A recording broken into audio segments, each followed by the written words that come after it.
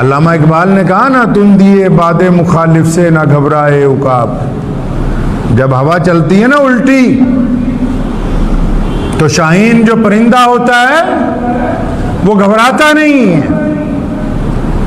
فرمایا تم دیے باد مخالف سے نہ گھبرائے عقاب، یہ تو چلتی ہے تجھے اور اونچا اڑانے کے لیے. اللہ اکبر. ہمارے دین میں ہر بات کو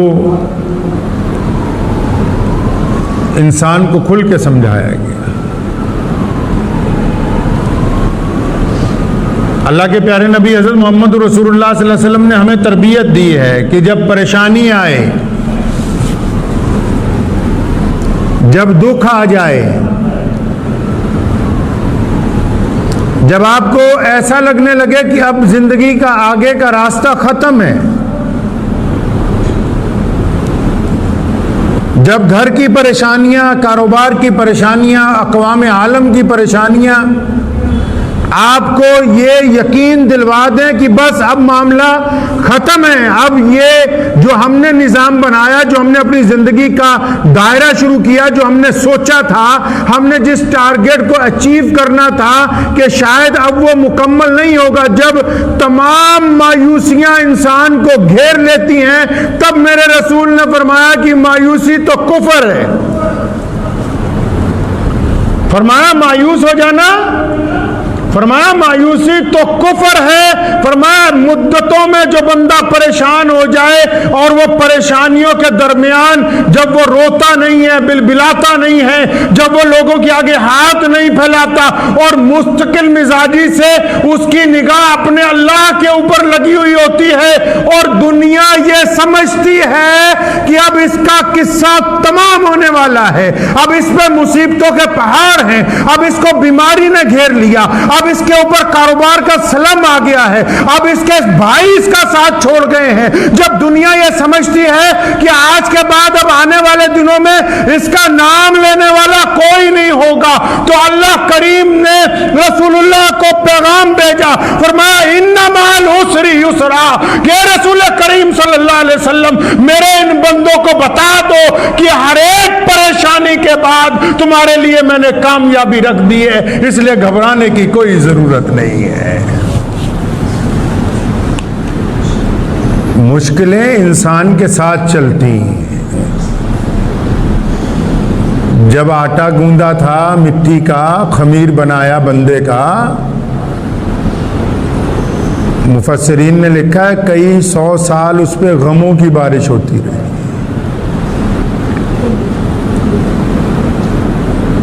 بعض حضرات ابھی 10-15 سال کی عمر میں ہوتے ہیں، پریشانی زندگی کے ساتھ ساتھ چلتی ہے. کبھی یاروں دوستوں کا دکھ چلتا ہے، کبھی کمائی نہ ہونے کا دکھ چلتا ہے، کبھی بہن کا دکھ مل جاتا ہے، کسی کو بیٹی کا دکھ ملتا ہے، کسی کو بیوی کی طرف سے دکھ مل جاتا ہے، کسی کی اولاد نہیں ہوتی تب وہ دکھی ہو جاتا ہے، کسی کی ہوتی ہے فرما بردار نہیں ہوتی تب وہ دکھی ہو جاتا ہے، کوئی بیماری کے اندر پریشان ہو جاتا ہے تب وہ دکھی ہو جاتا ہے. الگ الگ طرح کا دکھ جو ہے وہ انسان کے ساتھ ساتھ چلتا ہے ساری زندگی. اب بندہ کو کیسا ہونا چاہیے؟ اسلام نے کیا کہا بندہ کیسا ہو؟ یہ دکھ تو زندگی کے ساتھ ساتھ چلتے رہیں گے، کیا وہ روتا رہے؟ کیا وہ لوگوں کے آگے جا کے بس اپنے دکھڑے ہی سناتا رہے؟ رابعہ بصری بہت بڑی ولی گزری، ان کے پڑوس میں ایک نوجوان رہتا تھا. ایک دن بیمار ہو گیا، ملا، کہنے لگا حضرت جی میں پریشان ہو گیا ہوں، میرے درد ہو گیا پیر میں. فرمایا عمر کتنی ہے؟ کہنے لگا 35 سال. کہتی 35 سال میں کتنی تکلیفیں آئیں؟ کہتے یہ پہلی تکلیف ہے.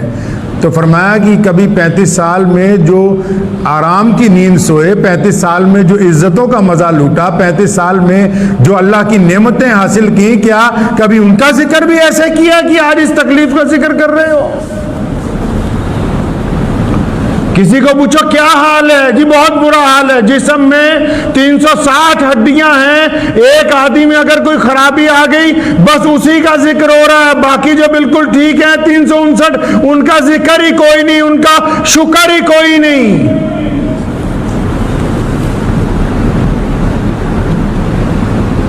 اللہ تعالیٰ کو بندہ وہ چاہیے جو اللہ کا شکر گزار بندہ ہو۔ قرآن نے کہا نا کہ ہر مشکل کے ساتھ آسانی ہے، ہر مشکل کے ساتھ آسانی ہے۔ ارے مشکل کیسی مرضی ہو، مشکل حکومت کی ہو، مشکل اقتدار کی ہو، مشکل صحت کی ہو، مشکل دولت کی ہو، مشکل بچوں کے ساتھ لگی ہو، مشکل کاروبار کے ساتھ لگی ہو، مشکل ماں باپ کے ساتھ لگی ہو، فرمایا اگر تم اس مشکل میں ثابت قدم رہو گے، اور جب مشکل آتی ہے نا تو مشکل بھی نعمت ہے۔ ایک بزرگ گزرے حضرت عبداللہ رحمۃ اللہ علیہ، ان کے دوست نے کہا کہ جب مجھے کوئی مشکل آتی ہے نا تو میں صبر کرتا ہوں۔ کہنے لگا اب صرف صبر ہی کرتے ہو؟ میں تو ایسا نہیں کرتا، مجھ پر جب مشکل آتی ہے تو میں اللہ کا شکر ادا کرتا ہوں کہ یا اللہ جتنی تو نے مجھے نعمتیں عطا کی ہیں یہ بھی تیری ان نعمتوں میں سے ایک نعمت ہے، کہ جب مشکل آتی ہے تو پھر بندہ رو کے اپنے رب سے گفتگو کرتا ہے۔ دنیا کی جو چیزیں جب کبھی ان سے پوچھو تو صحیح کہ یہ اس مقام تک پہنچی کیسے ہیں، جتنے بڑے لوگ ہیں ان سے بھی پوچھو اس مقام تک پہنچے کیسے۔ گندم کا ایک دانہ ہے، کبھی اس سے پوچھو بھی تو اتنی عزت پا گیا ہے کہ آج تو محلوں کے دسترخوان پہ بھی ہے، غریب کے روٹی کا بھی تو حصہ ہے، تو ولیوں کی زبان کے اندر بھی جا رہا ہے، پیٹ کے اندر جا رہا ہے، تو دولت مندوں کی بھی جا رہا ہے، تو پتہ لگے گا۔ وہ کہتا ہے کہ پہلے مجھے روندا گیا مٹی کے اندر، مجھے مٹی کے اندر روندا گیا، میرا وجود جو ہے وہ کچھ نہیں تھا،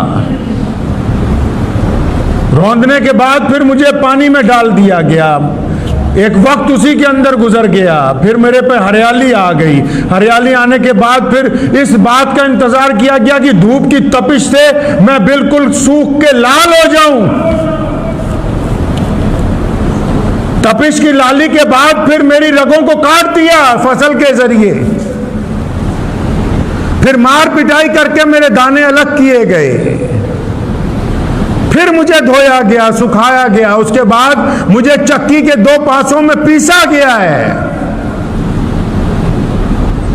اتنی مشکلات سے گزرنے کے بعد میں انسان کے جسم کا حصہ بنا ہوں۔